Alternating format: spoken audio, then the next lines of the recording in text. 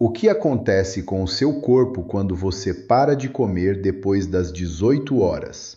Essa é uma das perguntas mais importantes que você pode fazer sobre saúde metabólica, e a resposta surpreende a maioria das pessoas, porque quase ninguém está prestando atenção no momento em que come.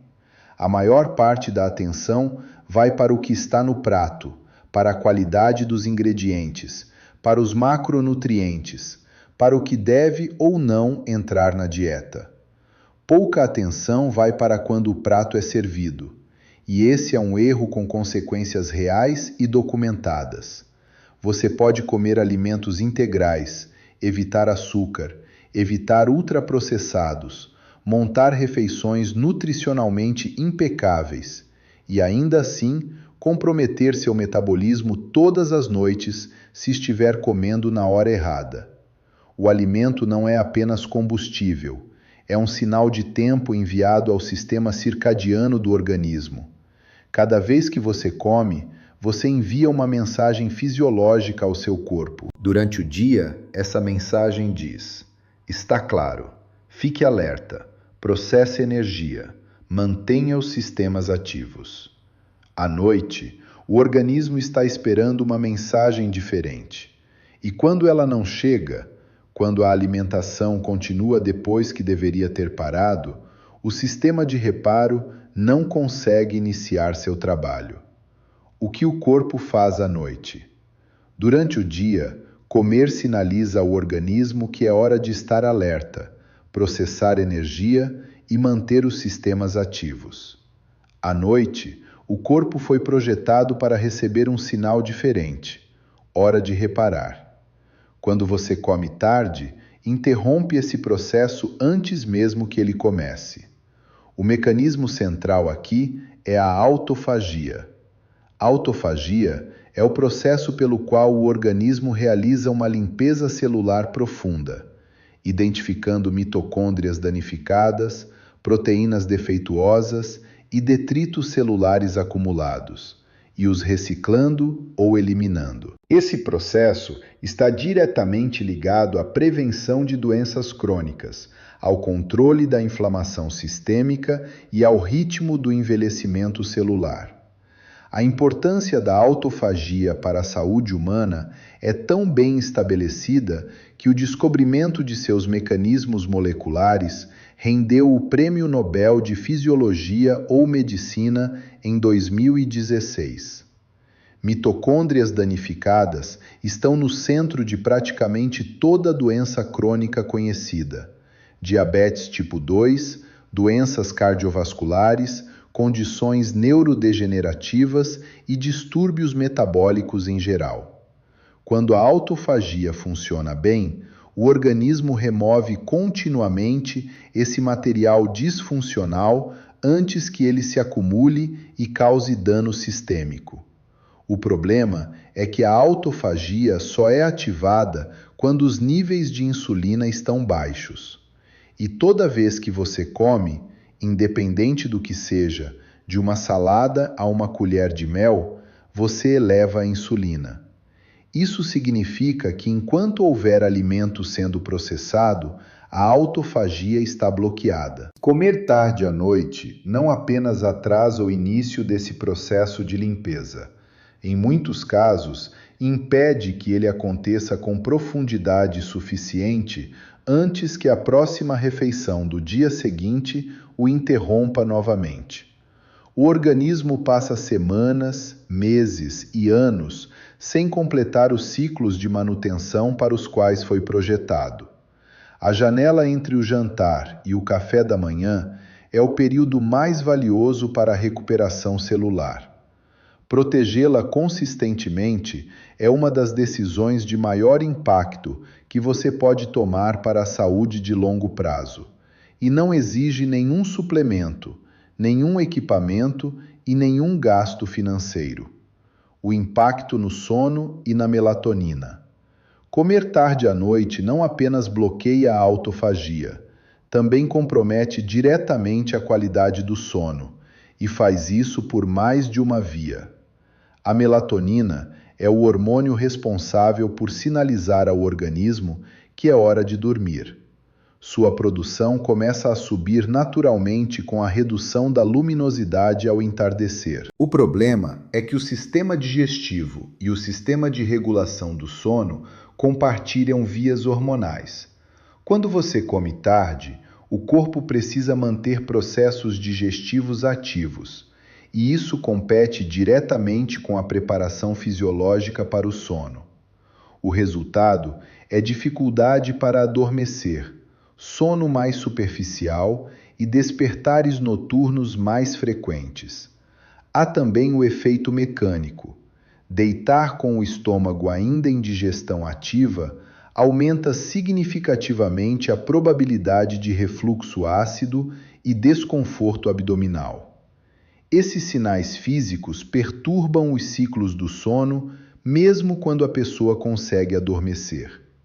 Acordar com sensação de cansaço, cabeça pesada e disposição baixa depois de uma noite que parecia longa é frequentemente resultado direto de uma refeição tardia na noite anterior, não de falta de horas de sono. O cortisol noturno e o açúcar do dia seguinte. O cortisol é o principal hormônio do estresse do organismo. Ele segue um ritmo circadiano bem definido. Atinge o pico pela manhã para ajudar no despertar e na mobilização de energia, e cai progressivamente ao longo do dia, atingindo o nível mais baixo por volta de 2 da manhã. Esse vale noturno do cortisol é essencial para a recuperação física, para o equilíbrio do sistema nervoso autônomo e para a consolidação da memória durante o sono. Comer depois das 18 horas eleva o cortisol durante o período em que ele deveria estar no nível mais baixo. Isso não é uma metáfora, é uma resposta hormonal mensurável. O organismo interpreta a chegada de alimento como um sinal de que precisa continuar operando em modo ativo e aciona os sistemas correspondentes. Esse desalinhamento tem efeitos que se estendem bem além da noite em que acontece. Cortisol elevado durante o sono interfere na regulação da glicose, porque ele mobiliza reservas energéticas como se houvesse uma demanda imediata. O resultado aparece na manhã seguinte com consistência perturbadora. Glicemia instável logo ao acordar, fissura por carboidratos e doces nas primeiras horas do dia, oscilações de energia ao longo da manhã e dificuldade de manter o foco.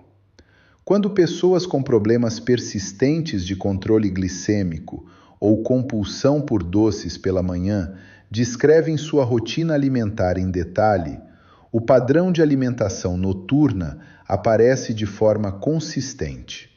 O que parece ser um problema do café da manhã foi criado na noite anterior. Corrigir o horário da última refeição frequentemente resolve esse ciclo sem necessidade de nenhuma outra intervenção. A diferença entre fome real e fome de dopamina.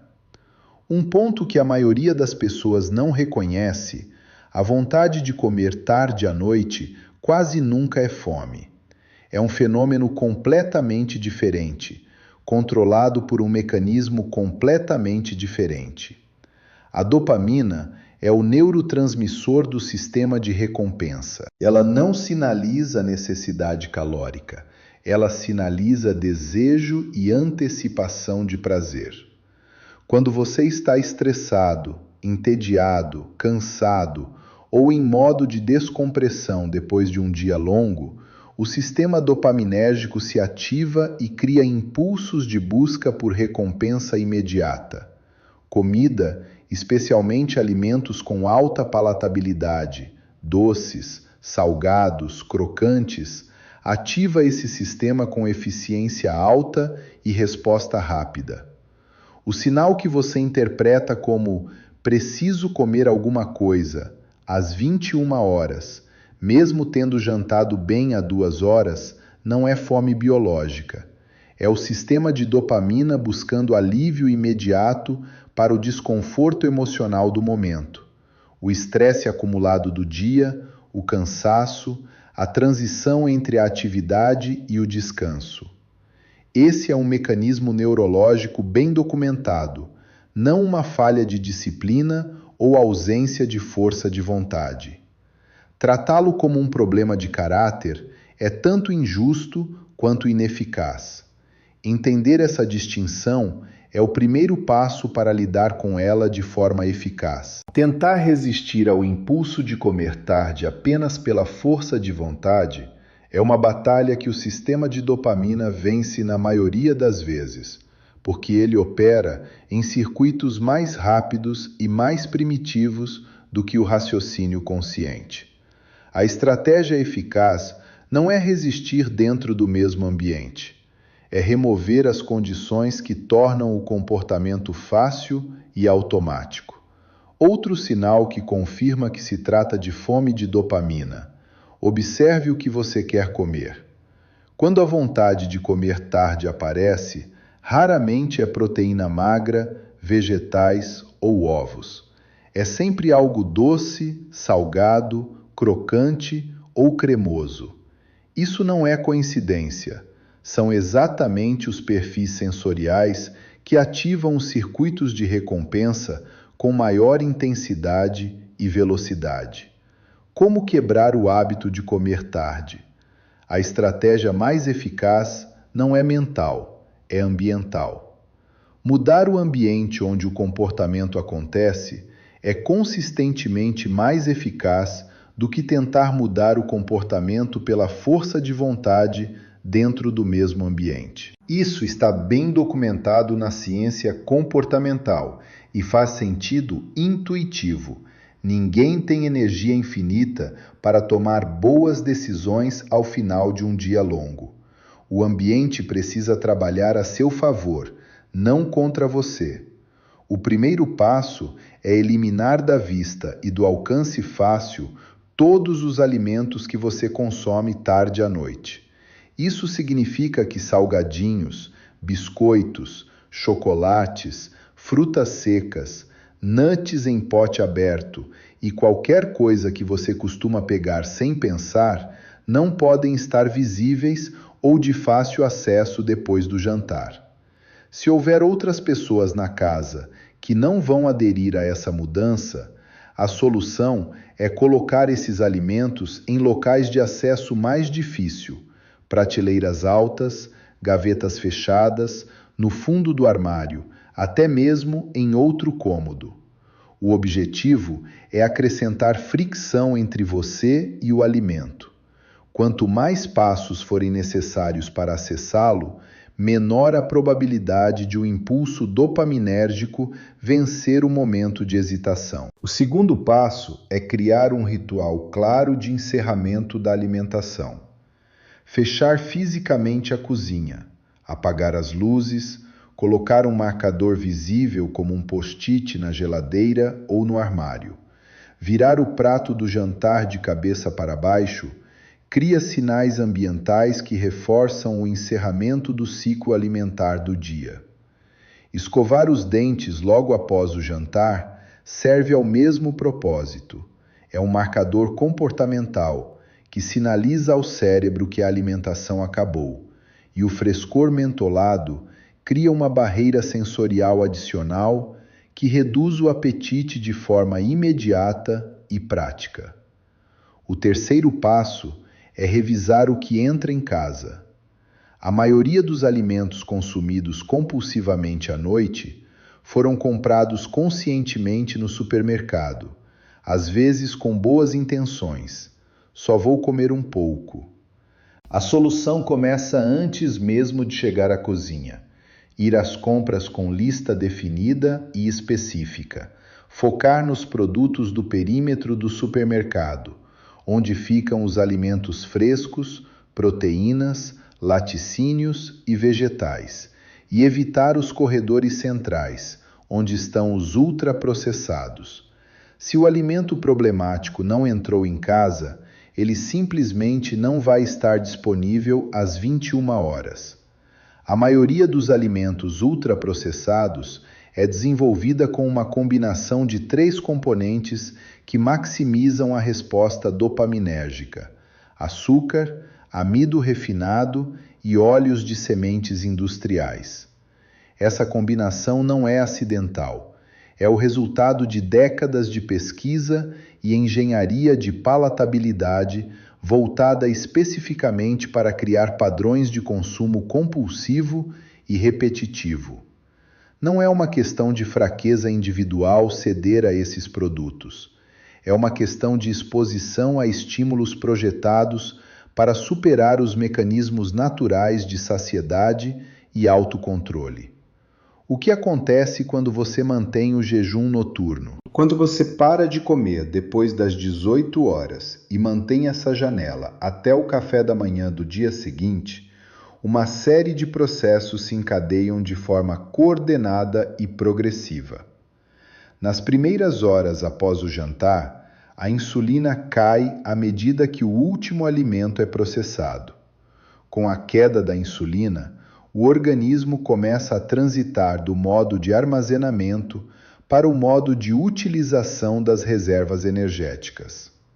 A autofagia começa a se intensificar, inicialmente de forma modesta nas primeiras horas e de forma mais pronunciada após 8 a 12 horas de jejum contínuo.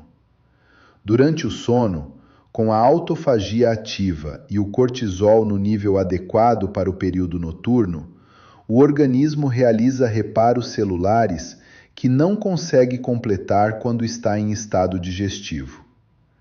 Células danificadas são identificadas e recicladas. Mitocôndrias disfuncionais são eliminadas e substituídas por novas. O sistema imunológico recalibra seus parâmetros. O hormônio do crescimento, que tem papel central na reparação muscular, na manutenção da composição corporal e no metabolismo lipídico, opera em seus picos noturnos sem a interferência que a insulina elevada causaria. Na manhã seguinte, o despertar acontece com o cortisol subindo naturalmente, conforme o ritmo circadiano, a glicemia estável e sem o peso digestivo de uma refeição tardia. A disposição é perceptivamente diferente. A clareza mental é diferente. A fissura por carboidratos pela manhã, tão comum em quem come tarde, tende a desaparecer progressivamente à medida que o ciclo hormonal noturno se normaliza. O processo não produz resultados visíveis em 24 horas. Não é assim que funciona a recuperação metabólica e circadiana.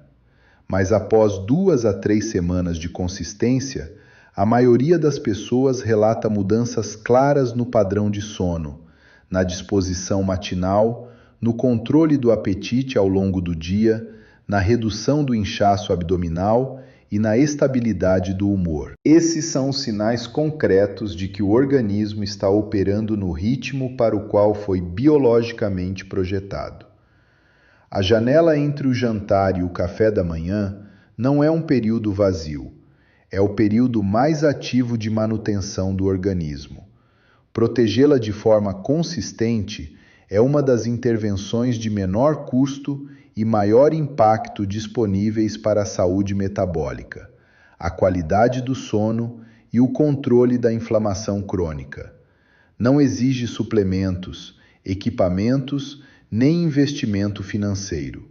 Exige apenas uma decisão reforçada por um ambiente que a suporte.